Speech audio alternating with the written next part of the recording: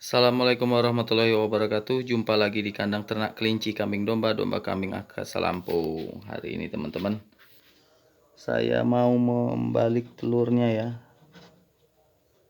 Karena pagi ini telurnya belum kita balik teman-teman.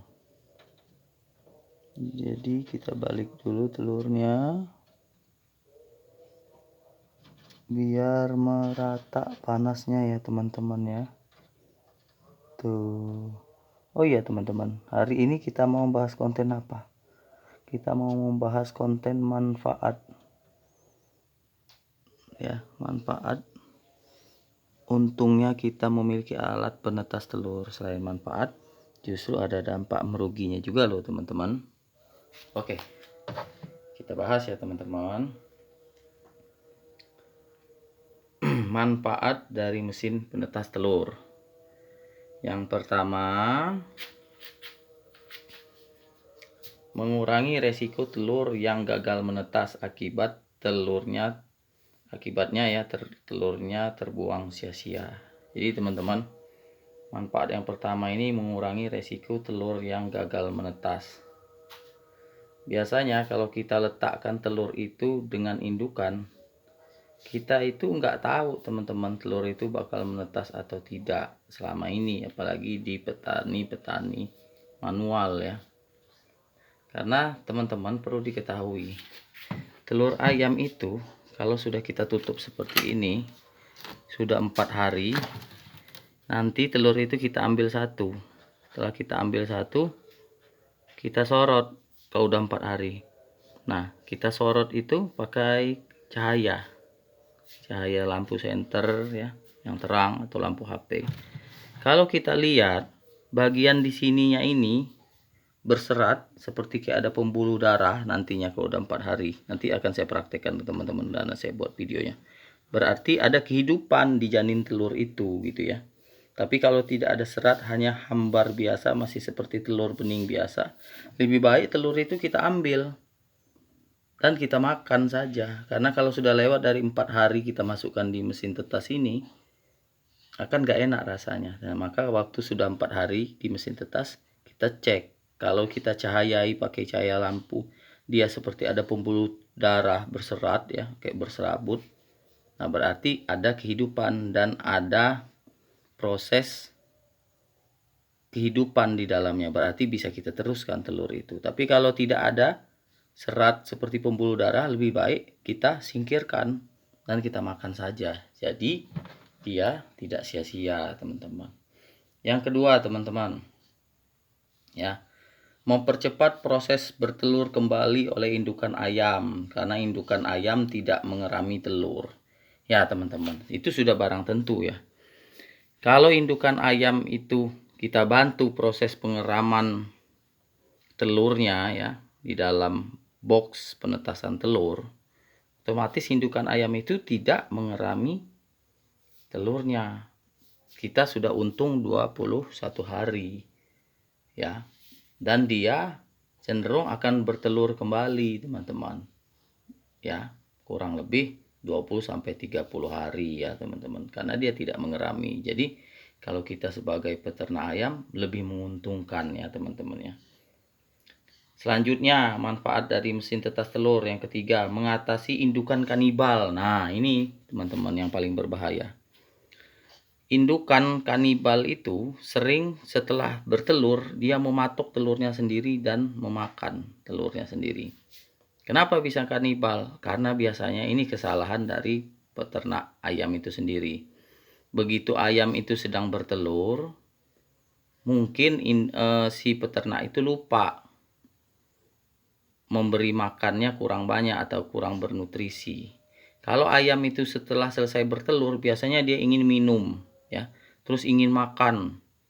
Nah, kalau kita lupa memberikan makan dan minum dalam kadar jumlah yang mencukupi, misalnya kadar jumlahnya makanannya itu kurang dan nutrisinya kurang, cenderung dia akan mencari ya, indukan ayam itu akan mencari nutrisi yang lain. Dilihatnya telurnya, ya udah telurnya itu dipatok. Begitu dipatok kan mengeluarkan cairan dan bau yang lezat bagi ayam, akhirnya dimakan.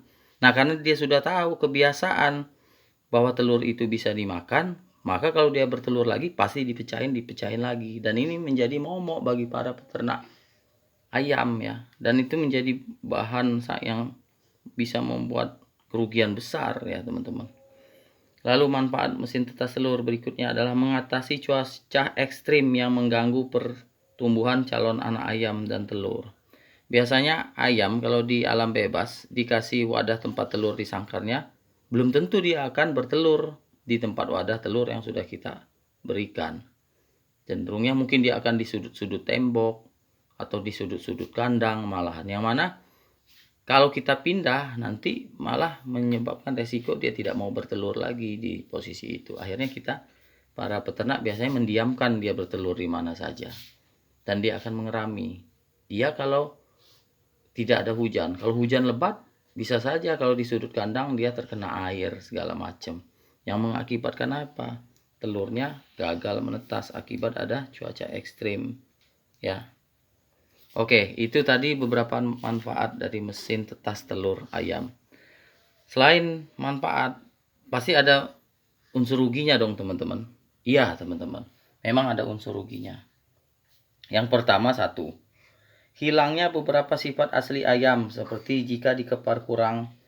Misalnya dia ayam itu yang sudah ditetaskan dari mesin tetas telur ini tanpa indukan ya teman-teman. Begitu dia lahir, jarak 2-3 hari kita turunkan dalam box ini ya, atau jarak 1 hari setelah kelahiran dan sudah kering bulunya, kita turunkan. Memang dia punya sifat asli, tetap akan makan gitu, meskipun tanpa ada indukannya ya, karena dia ini bukan hewan menyusui ya, ayam bukan hewan menyusui seperti kambing, jadi dia tetap akan bisa dan mau makan teman-teman. Nah tetapi kalau dia sudah dewasa, kita kepar misalnya, kita kepar ke alam bebas, cenderung dia tidak bisa mencari makanan sendiri. Karena apa? Dia tidak pernah dilatih oleh indukan ayam teman-teman ya. Dia nggak ngerti cara mengkais tanah untuk mencari cacing, sumber protein bagi dia, nggak paham gitu. Untuk memilih tumbuhan yang biasanya dilakukan oleh indukan ayam, mengajari anak-anaknya memilih tumbuh-tumbuhan yang bisa dimakan gitu ya. Dia nggak paham teman-teman, dia kehilangan sifat-sifat asli seperti itu gitu ya. Nah, apakah itu sangat berbahaya? Ya kalau ayam itu mau dilepaskan ke alam liar untuk di hutan, ya harus kita karantina dan beri pembelajaran pada ayam tersebut. Yang kedua, jika ayam yang ditetaskan dari mesin tetas ini ya, suatu saat akan menjadi indukan ayam, nantinya kurang bisa mengasuh anak. Jadi indukan ayam ya yang menetas dari mesin tetas telur ini ya, ada beberapa karakter yang tidak bisa dilakukan dan kurang paham.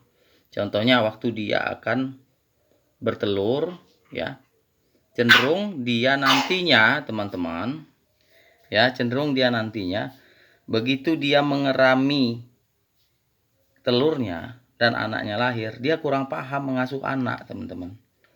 Jadi ayam itu akan kurang paham mengasuh anak.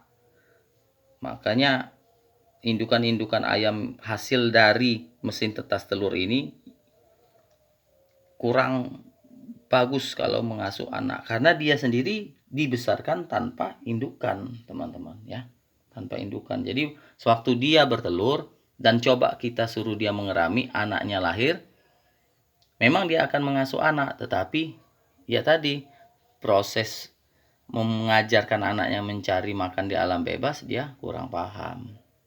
Tetap ada campur tangan manusianya ya, harus itu teman-teman ya. Sifat alaminya itu harus kita latih kembali, itu salah satu faktor kerugian. Terus jika telur semuanya diambil terlalu lama dan sering, akan berakibat apa teman-teman? Kalau indukan ayam yang terus telurnya kita ambil, indukan ayam itu nanti ya, insting mengerami sudah tidak ada. Jadi tiap kali diambil, tiap kali indukan bertelur, semuanya diambil teman-teman, terus dimasukkan dalam mesin tetas telur, terus tiap dia bertelur habis teman-teman. Itu juga nggak baik. Karena apa? lama-kelamaan insting dia mengarami indukan telur itu akan hilang.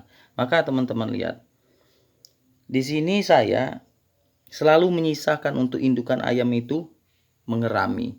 Misalnya dia bertelur 12, ya. Yang saya ambil itu hanya 5, sisanya berikan ke indukan ayam. Karena apa? Saya juga sedang meneliti tentang manfaat dan kerugian yang kita bicarakan tadi. Khawatirnya kalau selalu kita ambil terus telur ayamnya, tidak pernah kita sisakan untuk indukan. Indukan itu insting mengeraminya nanti sudah tidak ada. Taunya bertelur aja, nggak pernah mau ngerami gitu. Jadi dia nggak tahu gitu. Oke ya teman-teman ya. Ini video mesin tetas telur part kedua, manfaat dan kerugiannya teman-teman.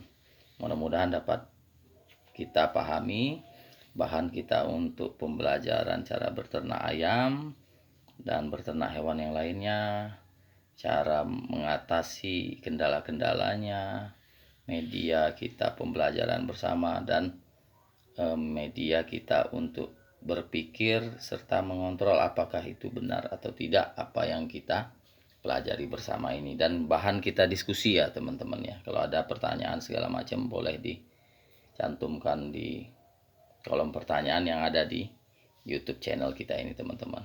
Oke teman-teman, kalau saya ada salah kata, salah tindakan, salah perilaku, saya mohon maaf. Kepada Allah saya mohon ampun ya teman-teman ya. Selanjutnya jangan lupa di like, di komen, di share, di subscribe, karena subscribe itu gratis, dan tekan tombol notifikasi kalau ada video terbaru tentang cara berternak, langsung teman-teman bisa pelajari. Oke ya teman-teman. Akhir kata, wabillahi taufiq wal hidayah. Wassalamualaikum warahmatullahi wabarakatuh. See you next video. Bye.